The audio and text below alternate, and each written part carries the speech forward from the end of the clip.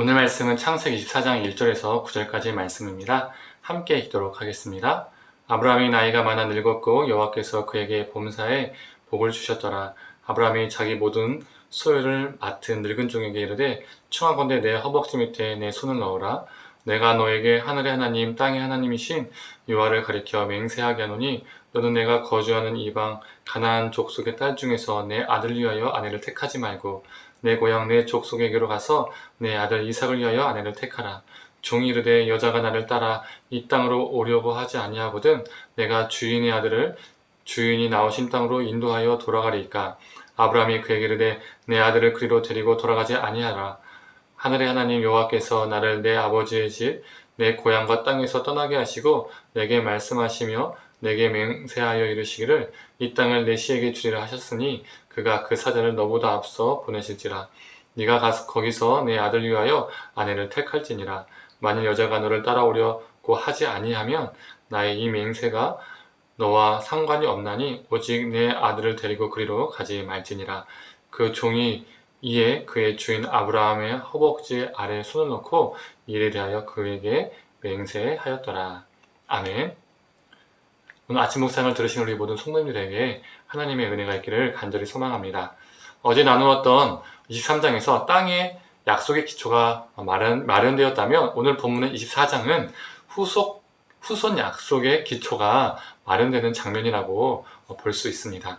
오늘 본문 1절을 보면 아브라함이 많이 노쇠한 것을 알 수가 있죠. 그래서 그는 자신의 종에게 자신의 아들 이삭의 아내를 구해줄 것을 요청하고 있습니다. 3절에 보면 가나안 족속의 여자가 아니라 자신의 고향, 자신의 친척이 사는 곳으로 가서 이삭의 아내를 찾아오라고 하죠.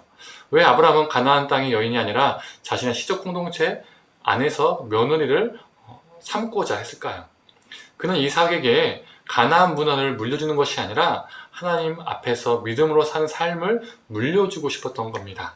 그래서 아브라함 자신처럼 고향과 친척과 아버지의 집을 떠날 수 있는 사람, 아브라함이 하나님의 약속을 믿고 떠났던 것처럼 하나님의 약속에, 하나님의 그 말씀에 동참할 수 있는 사람, 그 사람을 며느리로 삼고 싶었던 것이죠. 자신의 가족으로 받아들이고 싶었던 겁니다.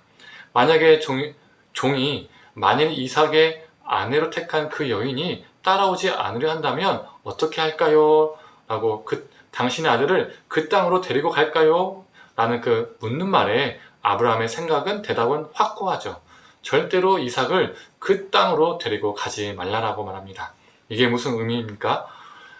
그 여인의 집안이나 또 그 여인의 용모나 기타 등등이 아무리 뛰어날지라도 그녀가 이곳 가나안 땅으로 올 수 없다면, 고향과 친척과 아버지의 집을 떠날 수 없다면 절대 이삭의 아내가 될 수 없다는 것이죠. 여기서 아브라함의 삶의 원칙 두 가지를 발견할 수가 있습니다. 첫 번째가 하나님께서 본토를 떠나게 하신 것, 두 번째가 무엇입니까? 가나안 땅을 자신의 후손에게 주시겠다는 것. 이 원칙을 따라서 아브라함은 이를 판단하고 진행하고 있다는 것이죠. 그래서 이삭의 아내도 이 두 가지 원칙에 부합한 여성이어야 했습니다.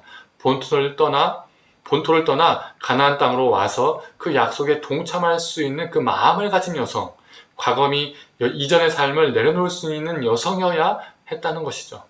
그래서 정말 괜찮은 여성일지라도 다른 게 아무리 다 좋아도 가나안 땅으로 오려고 하지 않는다면 그녀는 하나님께서 예비하신 사람이 아니라고 생각했던 것입니다.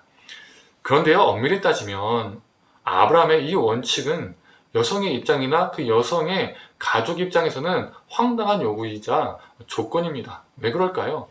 아브라함이 가나안 땅에 엄청난 땅을 매입해서 엄청난 땅 부자가 아니죠. 그가 매입한 땅은 아직 사라의 매장지, 그 근처 일부분이었습니다. 그래서 자신의 종에게 이 넓은 가나안 땅이 다 우리 소유니까 이곳에 며느리를 데리고 오자. 우리 친인척에게 가서 내가 엄청난 땅 부자라는 것을 어필해서 데리고 오자. 이렇게 말할 수 있는 상황이 아니라는 것이죠.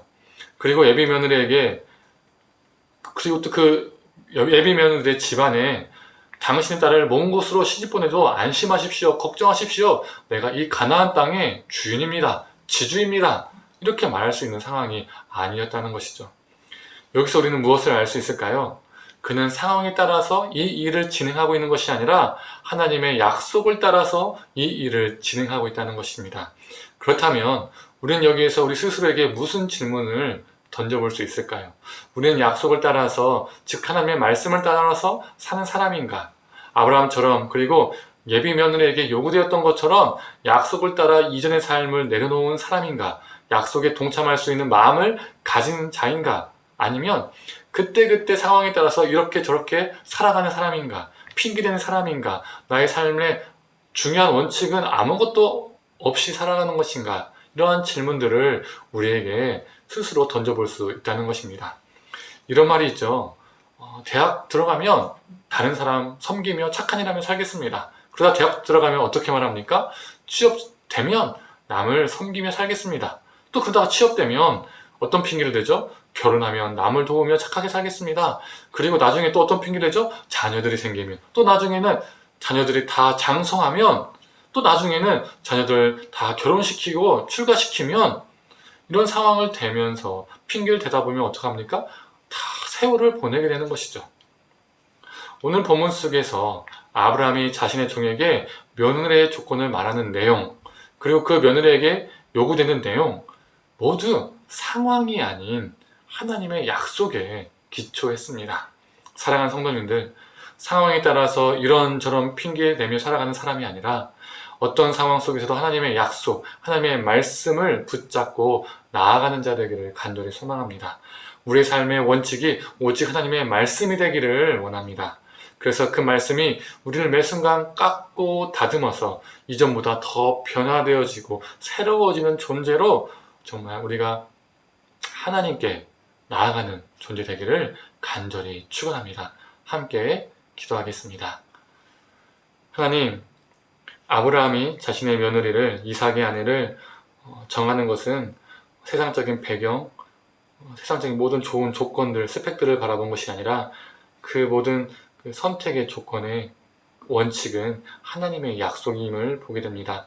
하나님, 상황에 따라서, 어떤 조건에 따라서 우리가 이리 갔다 저리 갔다 정말 흔들리는 존재가 아니라, 삶의 원칙이 우리에게 주어진 상황이 아니라 우리에게 삶의 원칙이 하나님의 말씀 되어서 어떤 상황 속에서도 하나님 바라보며 우리가 정방향을 걷게 하여 주시옵소서.